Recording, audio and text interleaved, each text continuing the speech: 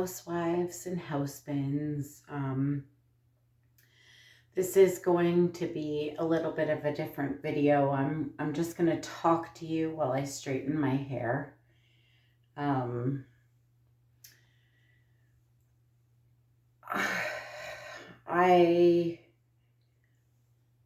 just need somebody to talk to, and I feel like you guys are my friends and care about me, and we can just do a mental health check-in with each other while we accomplish getting our hair done.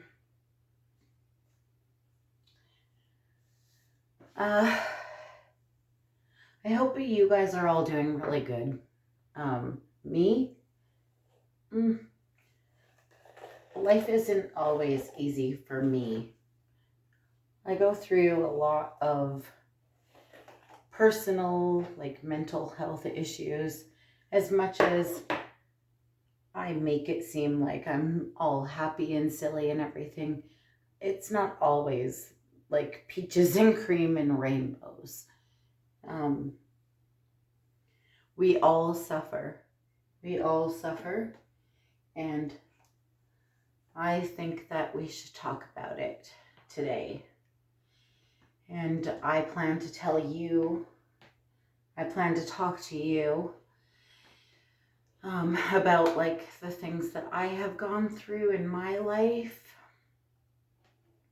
in hopes that I can reach people who have been in similar situations, who, want to share their stories. So we can start from the beginning. When I was little, I was a typical, I was born in 1985, and to great parents. I love my mom and I love my dad. But like most young couples, they,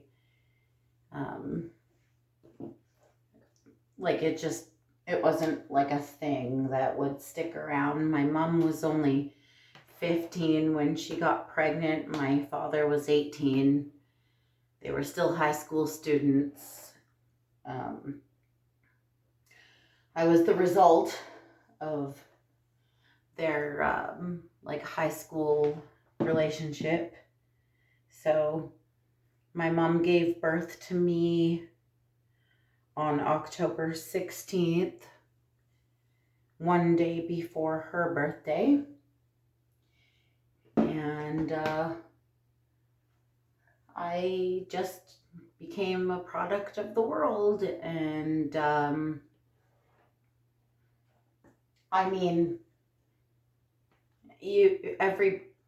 all of you think that's a good thing and everything, but it's I don't know, when you're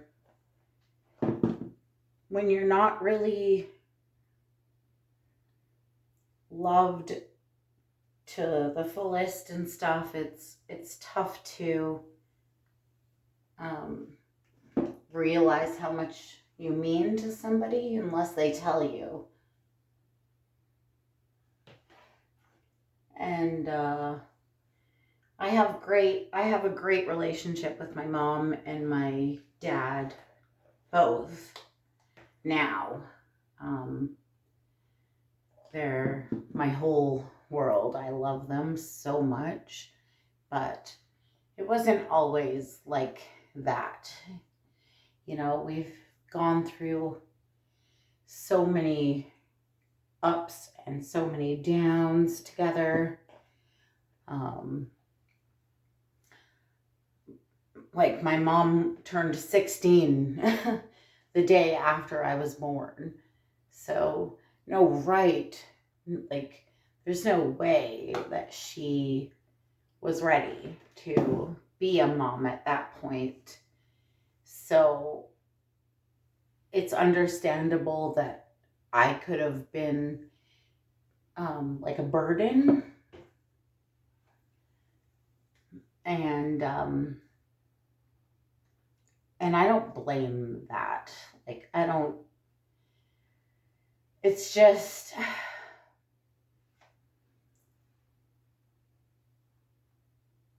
things, things don't always work out for families. And I'm so lucky that, like, yeah, I had a falling out with my mom, but I'm so thankful and lucky that um, I have her in my life today. And it's like a whole new world. It's like more of a like a friendship thing. It's more of a friendship thing than it is like a mother and daughter thing. Um, like if I text her, she replies, and vice versa. But like it's not where, like, oh, if I need something, or what, like she's the first person I go to, like most girls would with their mom. But anyways, my mom is not the problem. My mom is a beautiful woman, and I'm so thankful that like she did the best she could at being just turning 16. Like, I feel like I'm a good product of her. But and my dad is great. My dad is a wonderful man. I love him so much. In fact, his birthday is tomorrow, so I'm gonna have to give him a special message. But yeah, like any kid, we all want our parents to love us and everything. But life isn't always so easy and good. My life situation,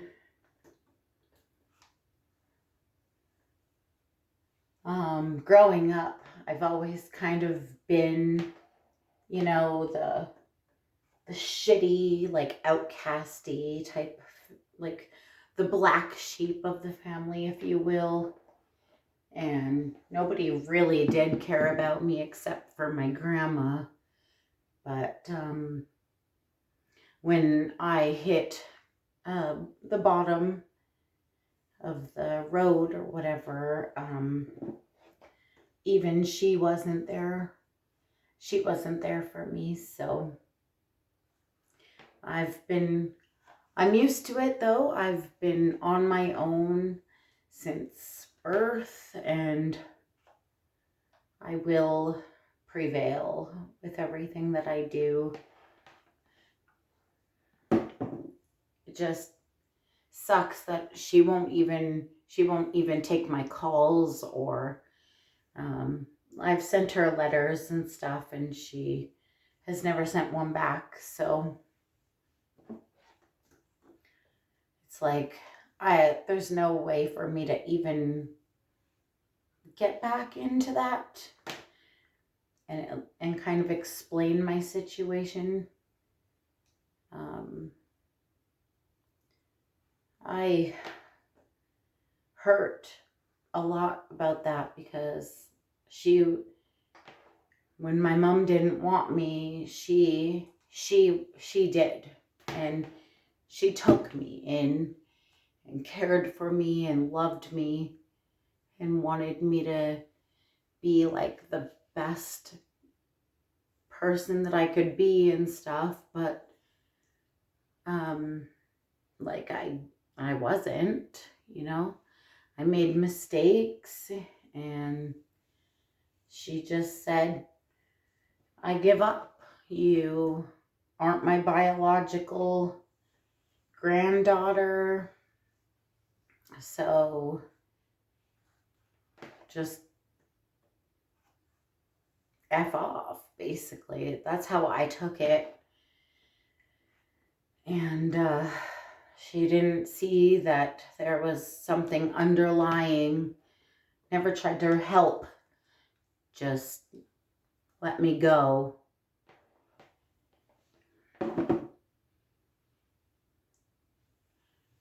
It's like she couldn't see that my anger and my frustrations and everything was because I was like grown up, like as a grown up woman, I made horrific choices in men.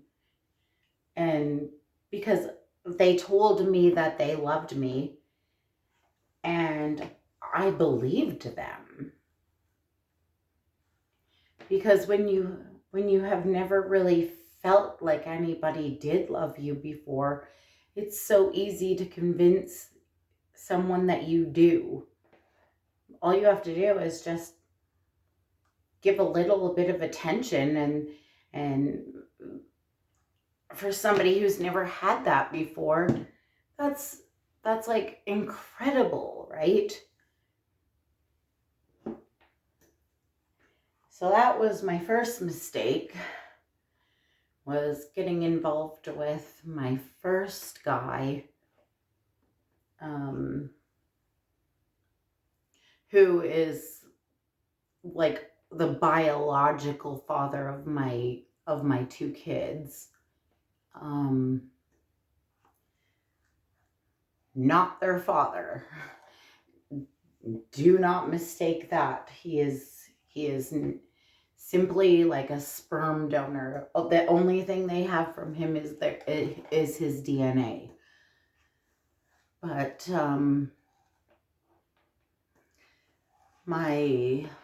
I spent 10 years with that guy because I felt that I was finally loved for the first time in my whole life.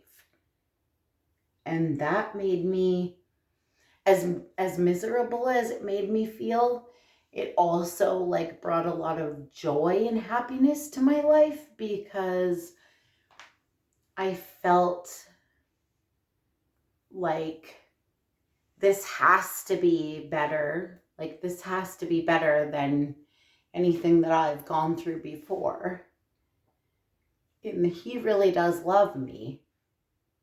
And I'm sure at one point he did. Like you don't just get with somebody just for the hell of it. Like there has to have been something there. And it's stupid to say that there was never anything there, because that's just obviously not the case. Like you don't get into a relationship with anybody if there's like not something like drawing you to them, sort of thing. And so yeah, like I fell in love with him, even though at the time he was pretty much up on charges of, like he was facing a trial for like stabbing a girl or something at the bus station. And he convinced me that it was all a lie and somebody was just out to get him, and you know, like he blamed his parents and all of this stuff, and like a idiot 17-year-old, I believed every word he said, and I was like, oh yeah, it's okay, baby, like I'll be here, like we'll get through this together, sort of thing.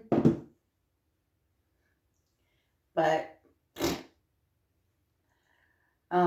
he did end up getting off on those charges, so I can't ever prove that it was in fact him or not. But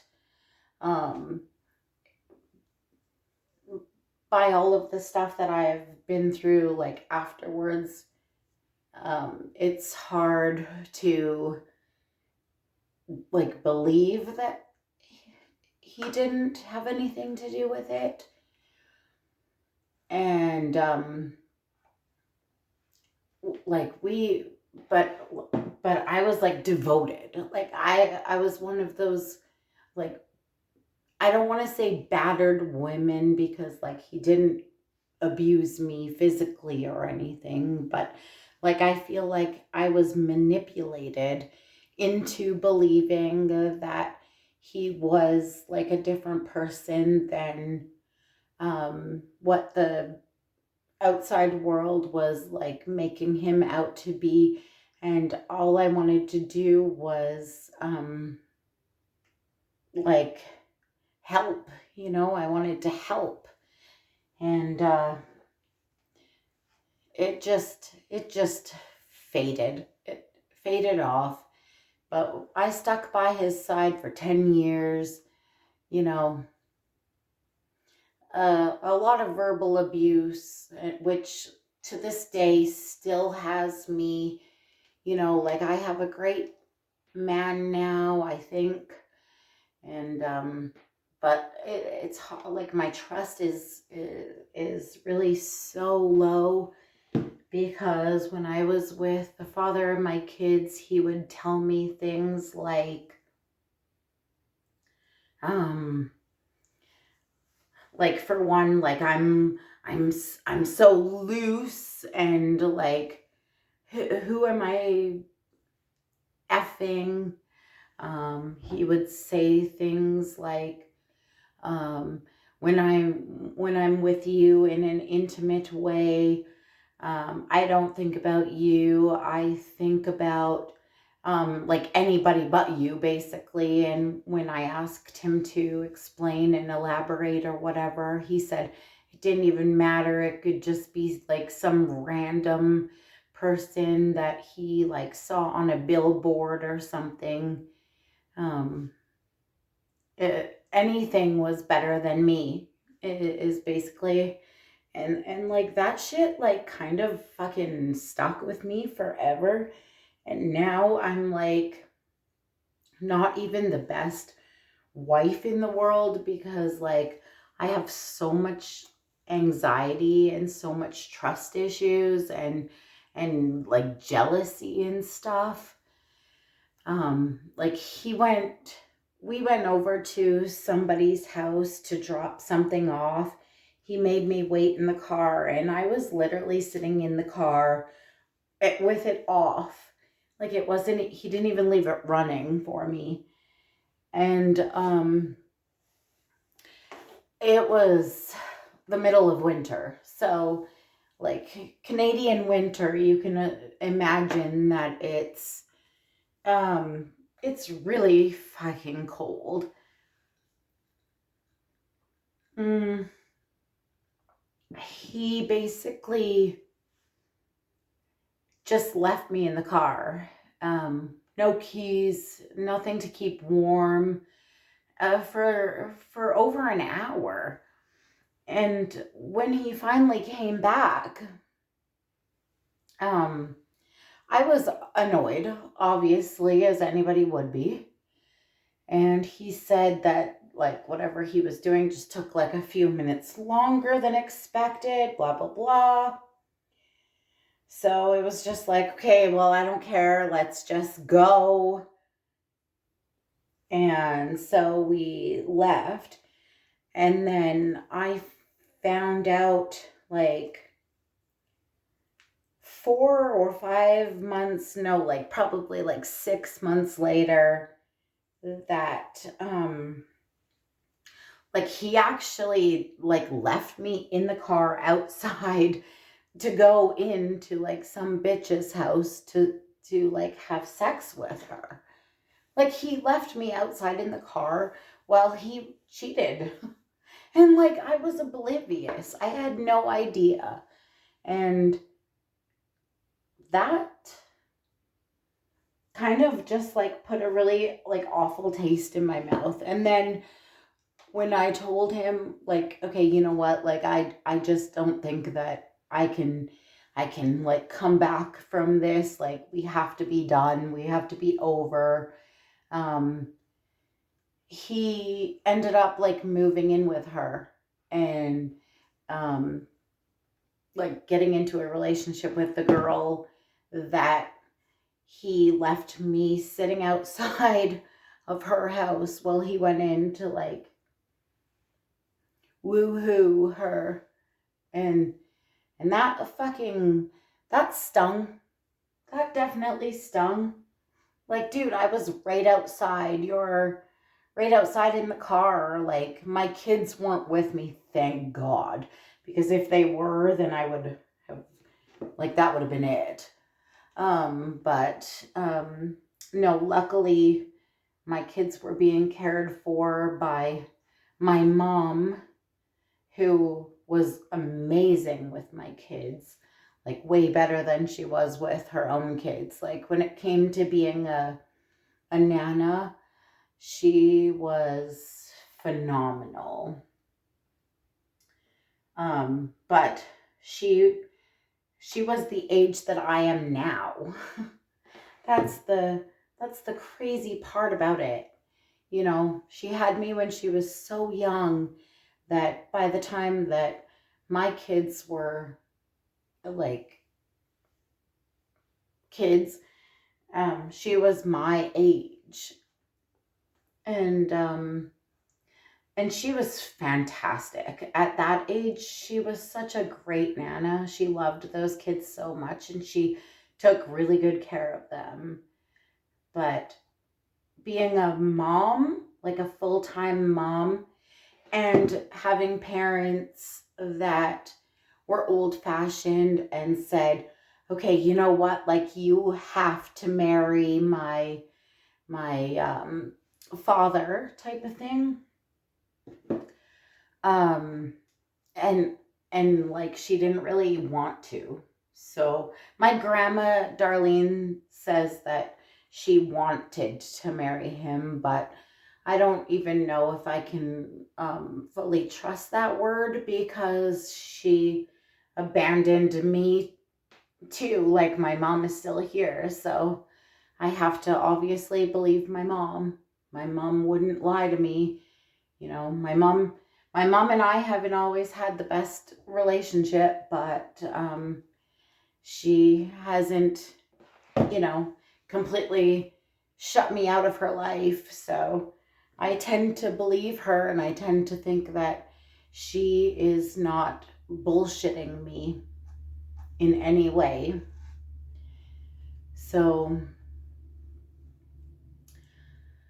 oh God, you guys, I'm unloading on you. I'm so sorry. It's just like, I feel like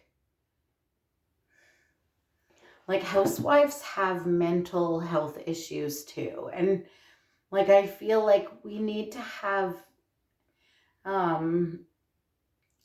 like a community where we can talk about it, with each other and not be judged and stuff. And I just want to have I want to like have a good bond with you ladies and gents, because I don't want to be fake. Like I'm here to be real. I'm here to show you like real life. Like we there's problems. Like even the happiest, like, you know, I hate those vloggers who come on and they're like, oh my God, my perfect husband, my perfect life, my perfect home, my perfect kids. That's not real. You know, your kids may be perfect to you and stuff, but like life isn't always going to be like that. We all go through things and it's normal. I hate those channels that are like perfection and everything is wonderful and everything is great. Meanwhile, no, it's not, because it makes people like me and you who actually have real life issues that we're trying to deal with, it makes us look like idiots. And I don't like that. I think that we have to stick up and stand up and say, look, we have like, there's no such thing as perfect. There's no such thing as perfect. Even if you do find like your perfect, like Prince Charming, which I feel like I actually do feel like I have found my ultimate soulmate in my husband that I'm with now, but it's not perfect. It's not. Like, we have issues as well. Like, there's no such thing as a couple who has like rainbows and flowers and ice cream and unicorns and rainbows, like, at all times. Like, so don't pretend you do, because you don't. You know, the the thing is that when I was with other people, like, even after the father of my kids, I got into one other serious relationship that lasted 3 years. So, um, to me, that's kind of significant. 3 years is not, it's, you live together and stuff at that point. Um, but it was just so toxic. It was so toxic. Like, he would beat me. Like, the father of my kids, he didn't beat me. I give him credit for that. He never did, like, lay a hand on me. Um, there was a couple of times where we got into like somewhat of a physical altercation or whatever, but like, he didn't just like come up to me out of nowhere and just like start pounding me, which is what I had in this second relationship that I got into. I thought, I was one of those I was one of those like DV victims where they make themselves out to be like such a great person, and like to make you fall for them. And when you do, then you're trapped and you just can't get out. And like, I even ended up getting arrested one night because he started name calling me, like, um I can't say the words on YouTube because they're awful, but so I confronted him, right? And he just basically like grabbed me by the back of my head and just started slamming my head against like the fridge and the floor and everything, up until I freaking busted my collarbone due to all the blows. Like, I don't know how it happened, it just did. And I told him something was wrong, and I'm crying, and I was like wailing. I was screaming. And he says, "Just go to sleep. You'll be fine in the morning." No, I'm not okay. I Something is wrong. I need to go to the hospital. I had to call a cab. I had to call a cab to come and take me to the hospital. And then when I got there, I had a really good cab driver, really nice guy. He came in with me and he stayed with me for the whole time. And he was just really, like, I don't know his name to this day, because if I did, I would do a personalized shout out to him. But he stayed with me the whole time. In the hospital, I got x-rays. They said, "Your collarbone is broken." And I said, "Okay, can I please have you print out a picture of the x-ray so I can take it home?" They said, "Okay, we'll give that to you," which they did. But my stupid ass, I didn't do anything about it. because by the time I got home, I was so scared. And when I got home, it was like, oh my God, I'm so sorry. I'm so sorry. I feel so bad. Oh, let me do anything I can to make it up to you. Yada, yada, yada. No, nothing ever happened. And the hospital staff asked me what happened, and I lied to them. I fucking lied to them. I said that I had slipped and fell in the shower. And they knew that I was lying, and they were trying to get it out of me because this injury did not match up with my story. And they were trying to get it out of me. Like, anybody who watches true crime anything, like, you know that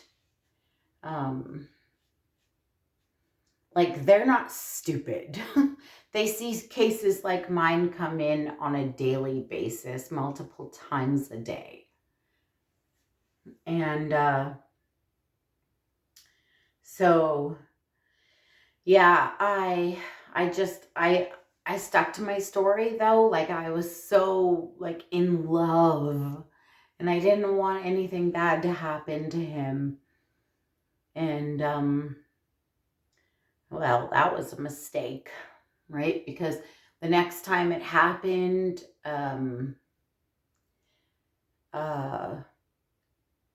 I was having my head smashed into the floor as usual. That was his like signature trademark, is he would grab me by the back of the head and just smash my head into anything that he could get his, like, that he could reach. And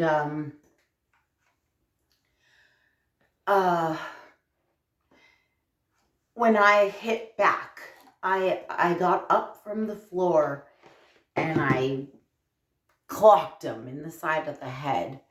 And like, he had a bunch of buddies over, and they said, oh my God, like, you better call the cops on her. She's violent. So he did. He called the police, and I said, that's fine. Like, there's gotta be marks. Like, he was choking me. Like, I had marks. Like, I had bruises all over me. But the cops didn't actually give a shit about that.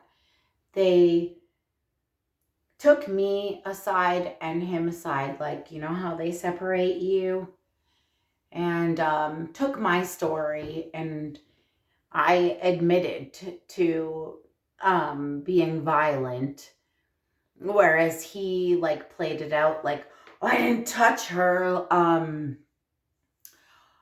she came at me and I didn't do nothing, and yada yada, like, I'm the victim here. So anyways, the fucking cops ended up arresting me because I admitted it. And in the province where I live in Canada, the rule is like, for a DV situation, somebody has to get arrested. Somebody. You can't just assess the situation and then leave both parties in the house. And I'm sure that's the same with like a lot of countries and states and provinces and everything. But yeah, so the fact that I admitted my part, oh, she's guilty, even though I had like handprints and everything. They took pictures of it. And but yeah, they still arrested me as though I was like the aggressor. And I was like I was crying, obviously, and I was trying to explain the fact that I was just defending myself or whatever. And they're like, okay, what you need to do is you need to go to court and get some kind of like protection order against yourself and blah, blah, blah. And I'm like, okay, but what is that going to mean for fucking me? Like, am I going to go down? Like, am I going to go to jail just because I told the truth? Like, luckily I didn't. I don't even have a criminal record over that. But, like, that like whole ordeal was kind of like stressful. mental health is not good. Like, I have been beaten and pounded the frick to the ground so many times by many men, whether it be the one who was physically pounding me or the one that was mentally pounding me. Like, I have been through it all. And to this day, I'm still suffering from it. I've got PTSD. I have to. I'm not doing okay. A lot of times, like, I just, like, I'm not even going to get into, like, the situation with, like, my husband now, but, like, it's just, it escalates constantly. And, like, it's not easy for me to trust. It's not easy for me to love.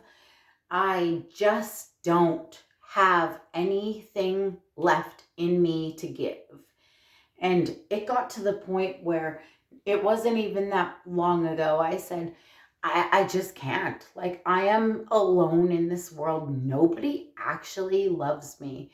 And I made the stupid ass mistake of taking a whole handful of pills, and I was going to try to do things that I can't say on YouTube, but I was just done. And then after I did that, I realized that I made a mistake, and I did call for help, and I got taken into the hospital and everything. But, like, it's like, don't underestimate what people have gone through. People have really gone through a lot, and it's our job to make sure that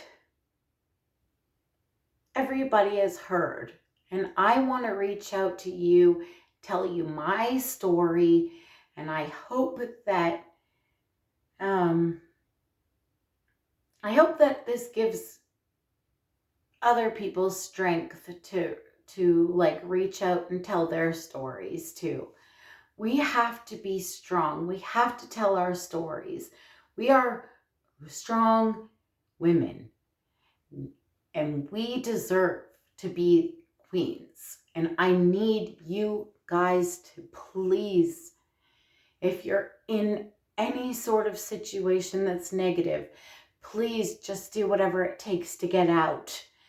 I know it's hard. I've been there. But let's just ask for help, please. And it's so difficult because, like, I can't even preach ask for help, because, like, I've asked for help a million times and people look at me like I'm the bad guy and stuff. Like, it's so easy to twist everything around, especially when somebody else is like having an opinion about you.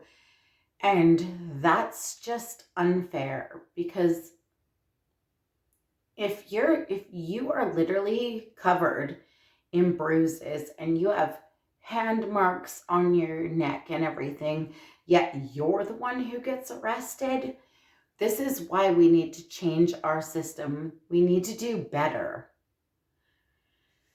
Okay, guys, like, it's been almost 40 minutes that I've been rambling, but I just really needed to get this out, and I hope that all of you stay safe and you're actually happy and you're in a good situation. And if you need anything, I hope that you'll reach out to me, and I'll do anything I can to put you in the direction of the help that you need in the future, because I've been there. I know how shitty it is and how hopeless and empty you feel. So if you anyways, I'm gonna cry. So I love you, and take care of yourself, okay?